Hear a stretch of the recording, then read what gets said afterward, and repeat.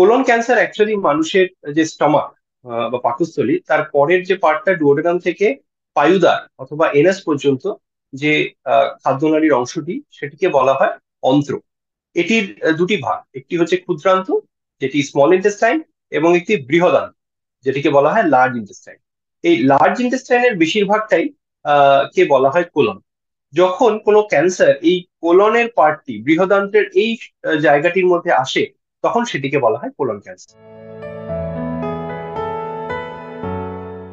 এই colon cancer হওয়ার বিভিন্ন রকমের কারণ রয়েছে, যার মধ্যে একটি অবশ্যই lack of activity, physical activity যদি কেউ না করেন, যদি ওবিজ হয়, ওবিসিটি যদি বেড়ে যায়, খাদ্যাভ্যাস, খারাপ ধরনের খাদ্যাভ্যাস, যেমন বেশি পোড়া খাবার খাওয়া, স্পেশালি কাবাবস টাইপের খাবার খুব বেশি বেশি পরিমাণে খাওয়া, খুব বেশি ঝাল বা স্পাইসি খাবার খাওয়া, অথবা যদি প্রসেসড মিট বা প্রসেসড ফুড যদি খুব বেশি পরিমাণে কেউ খায়, রেড মিটস অর্থাৎ কিনা মাটন বা বিফ এই জাতীয় খাবার যদি কেউ রেগুলার বেসিসে খেতে থাকেন, যদি কেউ স্মোক করেন অথবা অ্যালকোহল বেশি মাত্রায় নেন, তাহলেও কোলন ক্যান্সার হতে পারে।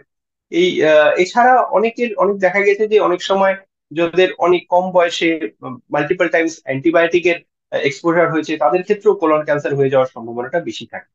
এছাড়া কিছু কিছু ক্ষেত্রে দেখতে পাওয়া গিয়েছে যে ফ্যামিলির মধ্যে কোলন ক্যান্সার রান করে। যেমন আমরা জানি যে এক ধরনের হেরিডিটারি ক্যান্সার সিন্ড্রোম আছে যার নাম লিঞ্চ সিন্ড্রোম। যে লিঞ্চ সিন্ড্রোমে কিন্তু মোটামুটি 20-30 বছর বয়সের পর থেকেই কোলন ক্যান্সার হওয়ার চান্সেসটা, রিস্কটা অনেকটা বেড়ে যায়। এটা একটা জেনেটিক ডিজিজ। এটা এমএসআই, মাইক্রোস্যাটেলাইট ইনস্টেবিলিটি বলে এক ধরনের জেনেটিক মিউটেশন হয়, যার যার দ্বারা এই কোলন ক্যান্সারটা হয়। এছাড়া আরো কম বয়সে, এমনকি 10-12 বছর বয়সেও কোলন ক্যান্সার হতে পারে, যেটাকে বলা হয় এফএপি অথবা ফ্যামিলিয়াল অ্যাডিনোসিস পলিপোসিস কোলাই। এই এপিসি, পলিপোসিস কোলাই, এইটি ফ্যামিলিয়াল অ্যাডিনোমা পলিপোসিস কোলাই যেটা, এই এফএপিটা কিন্তু অনেক সময় অনেক কম বয়স্ক পেশেন্টদের মধ্যেও হতে পারে। কাজেই কোলন ক্যান্সার জেনেটিক কারণেও হতে পারে, আবার এনভায়রনমেন্টাল কারণের জন্য হতে পারে। যদি জেনেটিক হয়, যেমন এফএপি, এফএপি জাতীয় সাথে অ্যাসোসিয়েটেড যে কোলন ক্যান্সার গুলি, সেগুলো অনেক কম বয়সে হয়।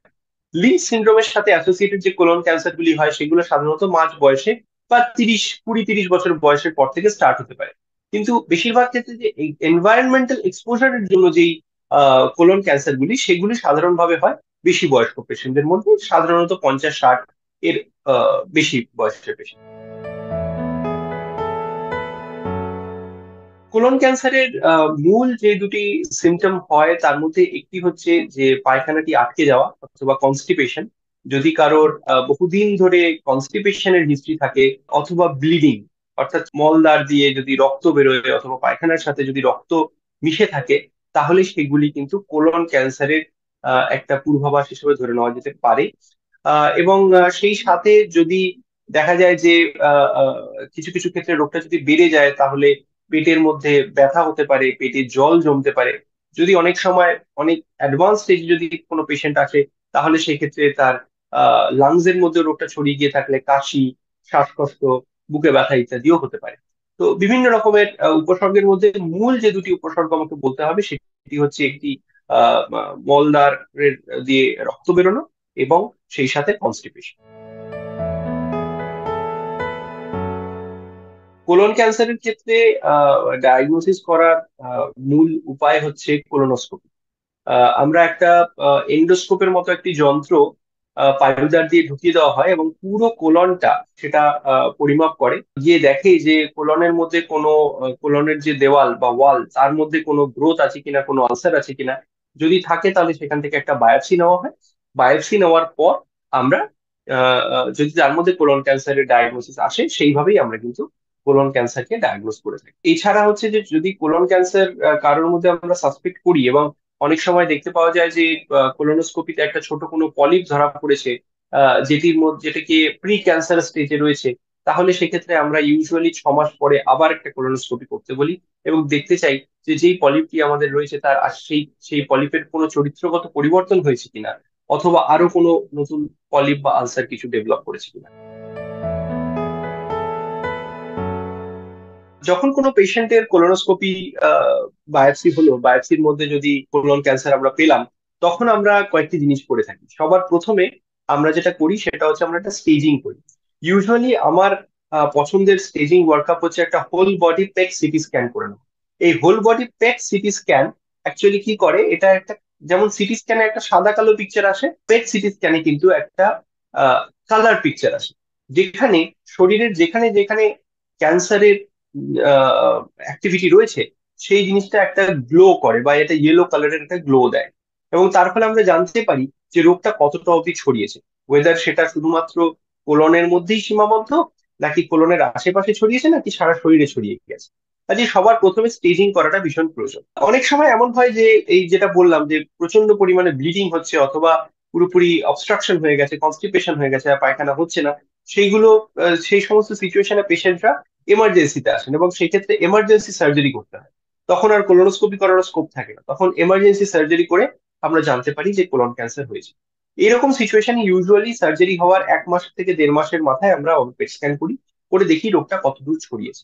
যদি দেখা যায় কোলন ক্যান্সারটি শুধুমাত্র লোকালাইজড ওয়েতে রয়েছে, অর্থাৎ কোলনের আশেপাশের মধ্যেই রয়েছে, সীমাবদ্ধ রয়েছে, তাহলে সেক্ষেত্রে আমরা যেটা করি সেটা হচ্ছে যে আমরা সার্জারি করি, আমরা র্যাডিক্যাল একটা কোলেক্টমি করি। যেই পার্টটা যদি কোলনের ডান দিকটা হয়ে থাকে তাহলে রাইট হেমিকোলেক্টমি, যদি বাঁ দিকটা হয়ে থাকে তাহলে লেফট হেমিকোলেক্টমি করা হয়। এবং করার সেই সাথে কিছু লিম্ফ নোডস পিক আপ করা হয়। ইউজুয়ালি আমাদের এখানে আমরা gastro surgeon, specialist gastro surgeon রয়েছেন যারা এটা করে থাকেন। তারপর আমরা যে অপারেশন হওয়ার পর যে স্পেসিমেনটা আসে, তার বায়োপসি যে রিপোর্ট আসে, সেই বেসিসে ডিসাইড করি যে পেশেন্টের এই অপারেশনের পরে কোনো কেমোথেরাপি দেওয়ার প্রয়োজন আছে কিনা। অনেক সময় এমন হয় যে অপারেশনটা প্রথম অবস্থায় করা যায় না, রোগটা অনেকটা বেশি ছড়িয়ে গিয়ে থাকে, হয়তো কিডনিকে ধরে রেখেছে, অথবা শরীর পেটের অন্যান্য অঙ্গ প্রত্যঙ্গকে ধরে রেখেছে সেই ডিজিজটা। তখন আমরা আগে কেমোথেরাপি দিই, কেমোথেরাপি দেওয়ার পর রোগটাকে ছোট করে তারপরে অপারেশন করি। আরেকটা খুব গুরুত্বপূর্ণ সিচুয়েশন হচ্ছে যখন রোগটা দেখছি আমরা অনেকটা ছড়িয়ে পড়েছে, অর্থাৎ স্টেজ 4 ক্যান্সার হয়ে গেছে। সবার প্রথমে একটা কথা মনে রাখতে হবে যে স্টেজ 4 কথা শুনেই কোলন ক্যান্সারের কেউ যেন ভয় না পান। তার কারণ ইভেন স্টেজ 4 ক্যান্সার, অর্থাৎ যেটা লাস্ট স্টেজ কোলন ক্যান্সারেও কিন্তু পেশেন্টের মিডিয়ান সার্ভাইভাল মোটামুটি 3 বছর, 3 সাড়ে 3 বছর অব্দি টেনে নেওয়া যেতে পারে। এছাড়া গত বছরই আপনারা শুনেছিলেন ওই ডক্টারলিম্যাব বলে একটি ইমিউনোথেরাপির কথা বহুল প্রচলিত হয়েছিল সংবাদপত্রে, যাতে রেকটাম ক্যান্সার, যেটা কোলনের একটা পার্ট, সেই রেকটাম ক্যান্সারে ডক্টারলিম্যাব দিয়ে সম্পূর্ণভাবে ডিজিজ নির্মূল হয়ে গিয়েছিল।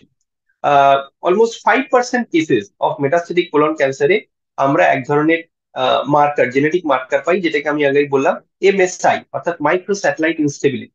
এই স্পেসিফিক মার্কারটা যদি থাকে, তাহলে ইমিউনোথেরাপি দিলে স্টেজ 4 মেটাস্টেটিক কোলন ক্যান্সার দুর্দান্ত রেসপন্স দেয়, এবং পেশেন্টরা বহুদিন পর্যন্ত বেঁচে থাকে।